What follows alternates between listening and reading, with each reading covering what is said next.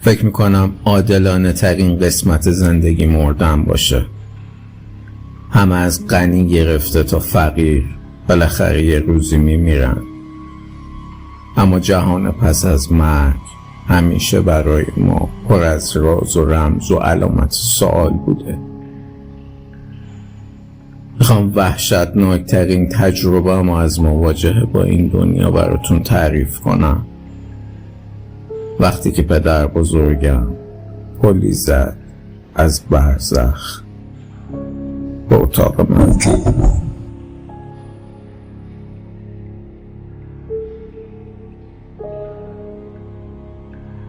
درود رفقا، خیلی خوش اومدید به رادیو جادو. امیدوارم که برای یه ماجراجویی دیگه تو دنیای قصه آماده باشین. از وقتی یادم میاد مامانم از پدرش متنفر بوده. وقتی گاهی اسمشو تو خونه می آوردم شبیه این بود که با مادرم فحش داده باشم. دقیقاً همونقدر برافروخته می شد. همیشه برام سوال بود که این حجم از تنفر از کجا میاد. کمی که بزرگتر شدم پدرم ماجرا رو برام تعریف کرد، اما ازم قول گرفت که هرگز به مادرم چیزی نگم. مادر بزرگم شمس الملوک از اون زنای تحصیل کرده و مدرن زمان خودش بود که خانواده اشرافی داشت. اما پدر بزرگم مراد پسری دهقان ساده بود که همه فکر و ذکرش تو هنر و نقاشی خلاصه می شد. مادر بزرگم عاشقش میشه و علی رغم مخالفت خانواده‌اش با هم ازدواج میکنن. این موضوع باعث میشه مادر بزرگم برای همیشه از خانواده‌اش طرد بشه. مراد قبل اینکه به مادر بزرگم خیانت کنه 22 سال باهاش زندگی کرده بود، تا اینکه دل به یکی از هنرجوهاش میبازه که نصف اون سن داشته. پدرم یا جزئیات بیشتری رو نمیدونست یا به من نگفت، اما من حدس میزنم شمس الملوک به این نتیجه میرسه که خودکشی راه بهتری نسبت به طلاق باشه. البته همه این ماجراها به قبل از تولد من مربوط میشه، اما مادرم از همون زمان حتی یک کلمه هم دیگه با پدرش صحبت نکرده. بعد تولد من پدر بزرگم برای حدود 8 سال از راه‌های مختلفی سعی کرد با مادرم تماس بگیره و التماس میکرد که بذاره منو ببینه، تا اینکه پدرم بالاخره واسطه شده و مامان اجازه داد که ما همدیگه رو ببینیم. وقتی بابام گفت که برای دیدن پدر بزرگ قرار 1 ساعتی به خونش بریم خیلی برام عجیب بود. مادرم هم با حرفاش بیشتر منو میترسوند. مامانم به بابام میگفت اون ممکنه به خاطر انتقام از من میخواد پسرمونو اونجا بکشه. چه تضمینیه که سالم برگرده؟ اما پدرم میگفت که اون فقط یه نقاش پیره که دلش میخواد تو سالهای آخر عمرش با نوش وقت بگذرونه. لحظات آخر مادرم ازم درخواست کرد که اصلا با پدر بزرگم صحبت نکنم و فقط بهش اجازه بدم که ببینه پسری شاد و سالمه. بابام تو راه بهم گفت نترس پسرم، فکر میکنم که بهت خیلی خوش میگذره. پدر بزرگ نمایشگاه نقاشی با هر چیزی که میتونی تصور کنی داره، پر از گلدون و مجسمه سفالی و رنگای آب و روغن و قلم و ابزار با هر اندازه و شکلی. اگر بخوای میتونی تمام روز و ستایی با هم وقت بگذرونی. وقتی رسیدیم خونش متوجه شدم که با تصورات من خیلی فرق داره. من همیشه بر اساس حرفای مادرم اونو یه آدم خشن و قوی هیکل تصور میکردم، اما اون یه پیرمرد لاغر با لکه های رنگ پریده روی صورتش بود. سیبیلای بزرگی داشت که موقع صحبت کردن تکون می‌خوردن. اون تا منو دید با عجله به سمتم اومد و بازوهاشو برای در آغوش گرفتنم باز کرد. ولی من اولین چیزی که ازش پرسیدم این بود که آیا از مادر بزرگم متنفر بوده یا نه. اون برای چند لحظه خشکش زد و لبخندش محو شد. با جدیت به چشمام نگاه کرد و گفت من هرگز هیچ زنی رو به اندازه شمسی دوست نداشتم، البته به جز مادرت، اما فقط به این دلیل که دو نفر همو دوست دارن به این معنی نیست که همدیگر رو خوشحال میکنن.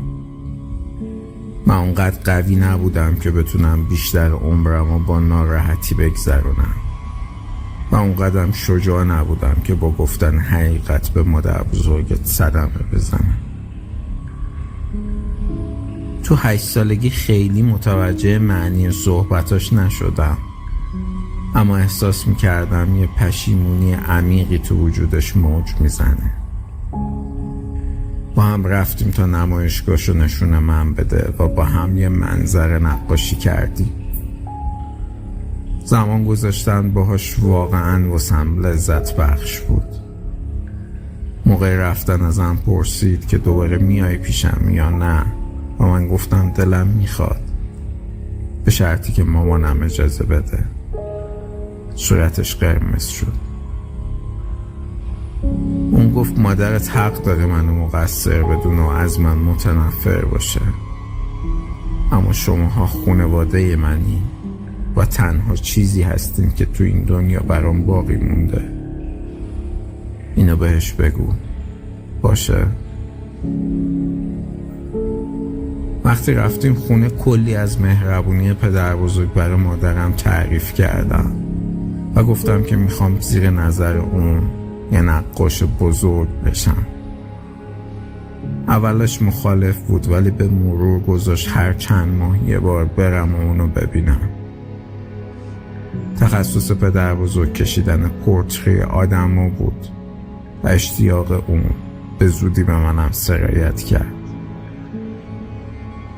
سالها میگذشتن و من میدیدم که اون هر سال لبخندش غمگین‌تر و چشماش خسته تر میشه. این روی نقاشیاش هم اثر گذاشته بود و تابلوهایی که میکشید هر کدوم از قبلی غمگین‌تر بودن. من دوست نداشتم ببینم اون اینطوری تغییر میکنه. یه بار به هم گفت نگران نباش پسرم، من هنوزم میدونم چطور یه تصویر شاد بکشم، فقط اونو برای موقعی نگه داشتم که بالاخره مادرت منو ببخشه. وقتی این جمله رو به مامان گفتم بهم گفت که اون بهتره به این فکر باشه که چطور جهنم رو برای خودش تعظیم کنه. نقاشیش منو ناراحت میکردن اما منو نمیترسوندن، تا اینکه پدر بزرگ آخرین کارشو توی 19 سالگی به من نشون داد. اون عکس خودشو کشیده بود. خطوطش با همه کاراش متفاوت بود و خیلی خشن به نظر میرسید. صورتش آویزون بود. با تعجب پرسیدم چشمات کجاست پدر بزرگ؟ اون گفت پشت عینکم. گفتم پس چرا اونها رو رنگ نکردی؟ اون با دقت به نقاشی نگاه کرد و به نظر می رسید که برای اولین بار متوجه این موضوع شده. زمزمه کرد مهم نیست، مشخصه که تصویر منه. تو نقاشی بعدی جزئیات بیشتری از دستش در می رفت. به نظر می رسید که گوشت صورتش تو نقاشی ها داره می ریزه و تقریبا پوستش مثل مایه ای شده که در حال چکیدنه. هر بار از من می پرسید به نظرت شبیه منه؟ مدتی بعد تشخیص دادن که مراد به آلزایمر مبتلا شده.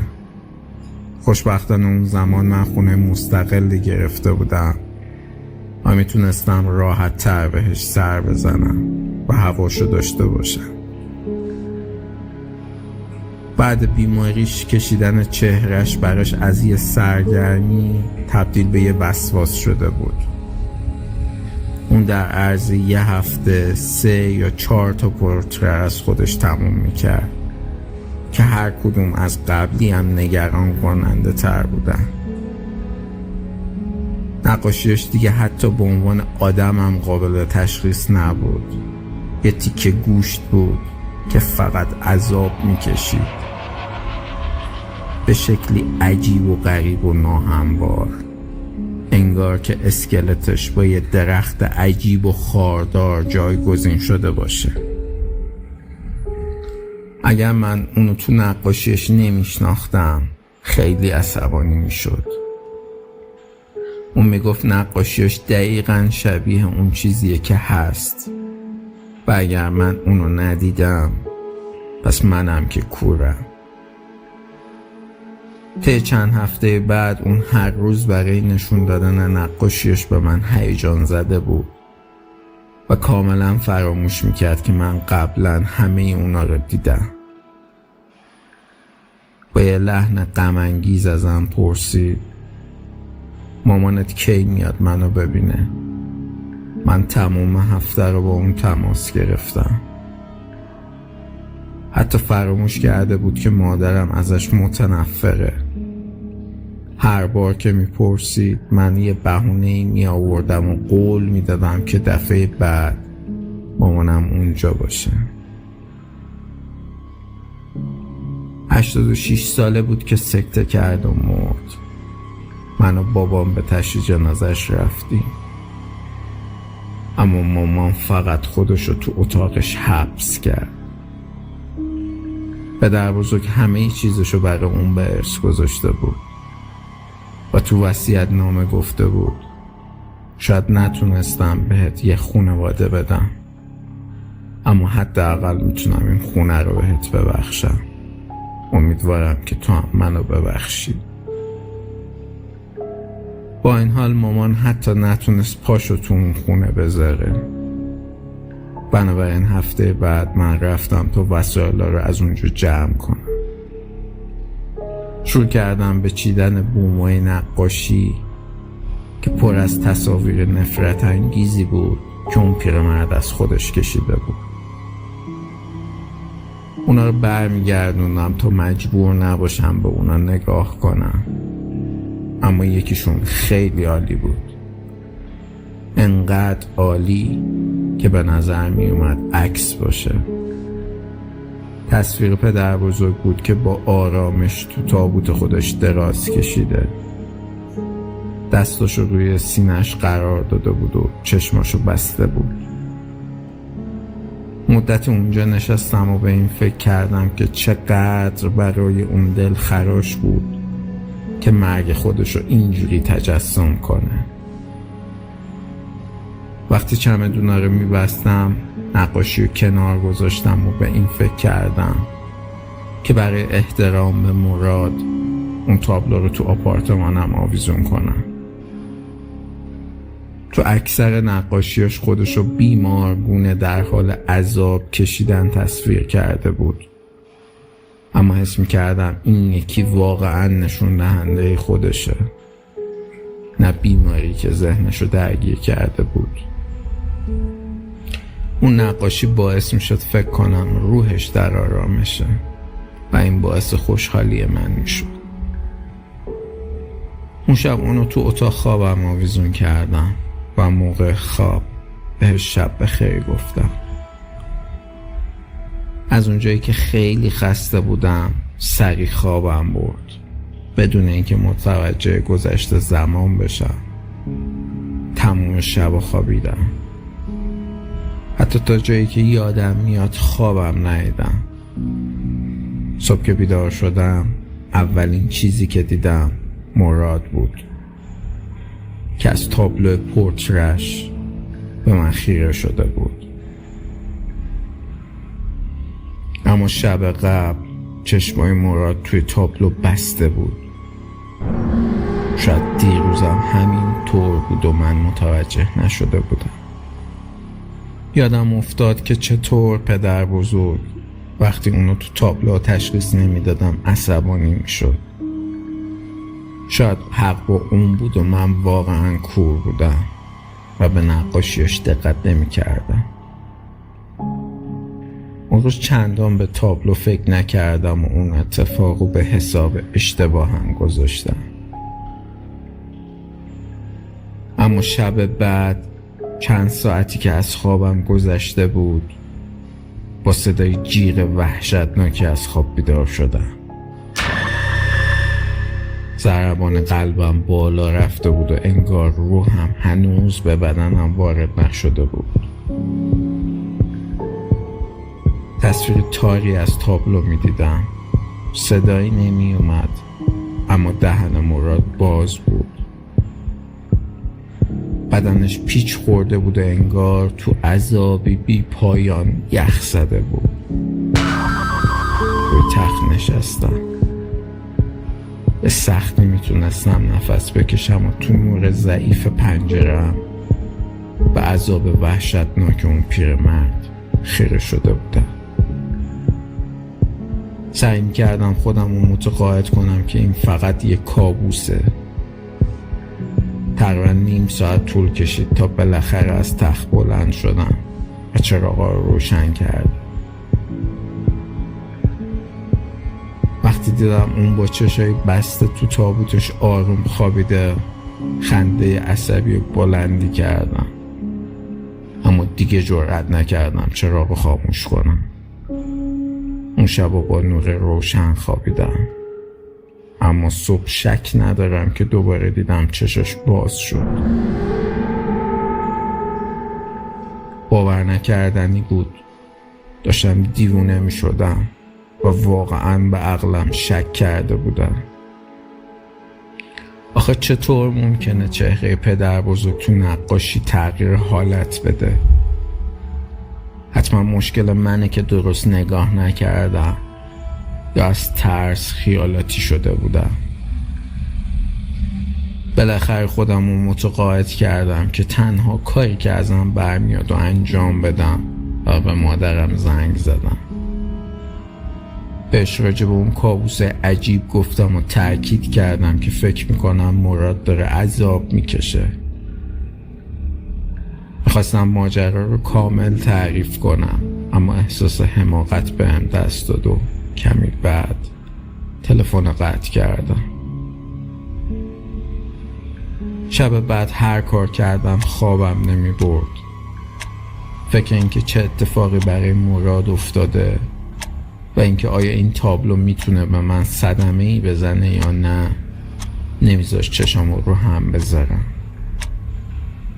اصلا متوجه نشدم که کی خوابم برد، ولی فکر میکنم دمدمای صبح بود که دوباره صدای اون جیغ وحشتناک شنیدم، حتی شدیدتر از شب قبل. نور اتاق اونقدر بود که عذاب کشیدن مراد رو تو تابلو بتونم ببینم. سریع به سمت در اتاق دویدم تا از خونه بزنم بیرون، اما هرچی تقلا کردم دستگیری در نمیچرخید. تابلو درست کنار در آویزون بود و صدای اون جیغ داشت کرم میکرد. نقاشی ها رو از روی دیوار پایین کشیدم و پرتش کردم وسط اتاق، اما پشت اون یه نقاشی دیگه آویزون بود. نقاشی که من هرگز اونجا نصبش نکرده بودم. تصویر مراد بود در حالی که بدنش داشت ذوب میشد و فریاد میزد. تا حالا هیچ وقت تو زندگیم انقدر نترسیده بودم. به سمت پنجره یه قدم عقب رفتم که دست مراد از داخل تابلو مچم چنگ زد. پوستش رنگ پریده و سرد بود و ناخوناشو تو دستام فرو کرده بود. منو بیرحمانه به سمت تابلو میکشوند. انگار اون تابلو پنجره‌ای بود از اتاق من به جهنم. از ترس زبونم بند اومده بودم و سعی میکردم دستم رو رها کنم. اون دست رنگ پریده داشت میلرزید اما خیلی قوی تر از من بود. قدم به قدم منو داشت به داخل تابوتش میکشید. در حال تقلا برای نجاتم بودم که با دست دیگش گلومو گرفت و به طرز وحشتناکی فشار داد. جونی برای مقاومت واسم نمونده بود. نمیتونستم نفس بکشم و مرگ و جلوی چشای خودم میدیدم. انقدر نزدیکش بودم که بوی اونو حس میکردم. اون بوی گوشت گندیده میداد. در حالی که دستای سردش دورم حلقه شده بود چشامو بستم و به خدا التماس میکردم که نجاتم بده. چند لحظه بعد احساس کردم که رها شدم و فشاری در کار نیست. چشامو باز کردم و دیدم که تو اتاق خوابم ایستادم، درست روبروی نقاشی اون پیرمرد. دستش رو سینش جمع بود و چشماشو بسته بود، درست همونطور که دفعه اول دیدم. هوا دیگه روشن شده بود که با مادرم تماس گرفتم. اون اونقدر گریه میکرد که نمیتونست صحبت کنه.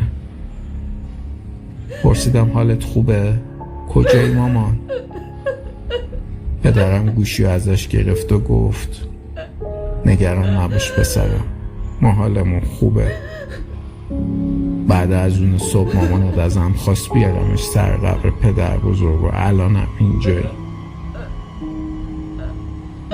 واقعا نمیدونم اگه مادرم بالاخره به دیدن پدرش نمیرفت ممکن بود چه اتفاقی برای من بیفته.